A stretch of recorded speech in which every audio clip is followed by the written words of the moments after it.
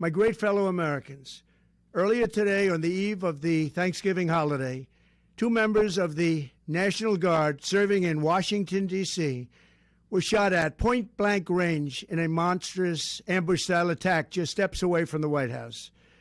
They had been deputized as part of the most successful public safety and national security mission in the history of our nation's capital, the D.C. Safe and Beautiful Task Force, which has achieved an unprecedented reduction in violent crime and crimes of all type. This heinous assault was an act of evil, an act of hatred, and an act of terror. It was a crime against our entire nation. It was a crime against humanity. The hearts of all Americans tonight are with those 2 members of the West Virginia National Guard and their families. The love of our entire country is pouring out for them, and we are lifting them up in our prayers. As we are filled with anguish and grief for those who were shot, we're also filled with righteous anger and ferocious resolve. As President of the United States, I am determined to ensure that the animal who perpetrated this atrocity pays the steepest possible price. I can report tonight that, based on the best available information, the Department of Homeland Security is confident that the suspect in custody is a foreigner who entered our country from Afghanistan, a hellhole on earth. He was flown in by the Biden administration in September 2021 on those infamous flights that everybody was talking about. Nobody knew who was coming in. Nobody knew anything about it. His status was extended under legislation signed by President Biden, a disastrous president, the worst in the history of our country. This attack underscores the single greatest national security threat facing our nation. The last administration let in 20 million unknown and unvetted foreigners from all over the world, from places that you don't want to even know about.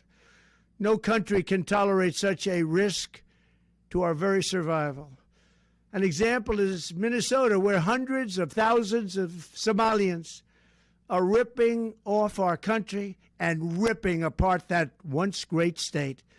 Billions of dollars are lost, and gangs of Somalians come from a country that doesn't even have a government, no laws, no water, no military, no nothing.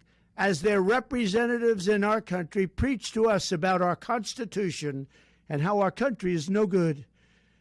We're not going to put up with these kind of assaults on law and order by people who shouldn't even be in our country.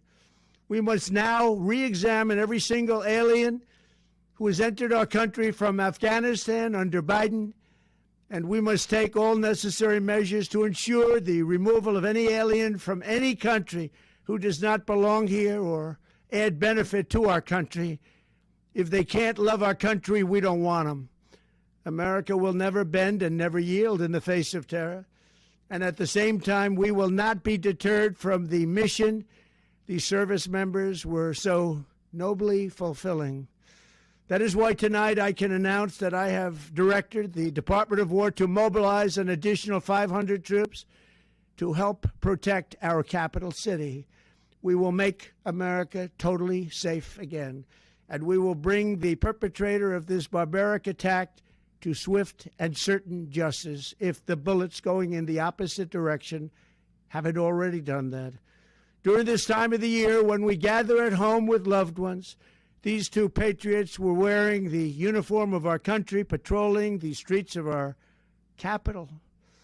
They had taken a selfless oath to defend our nation against all enemies, foreign and domestic, and that is exactly what they were doing when they were gunned down in a savage attack. I want to express my extraordinary gratitude to every member of the United States military who is deployed tonight, at home and abroad. I also want to thank the Secret Service and the D.C. Metropolitan Police Department for their work today.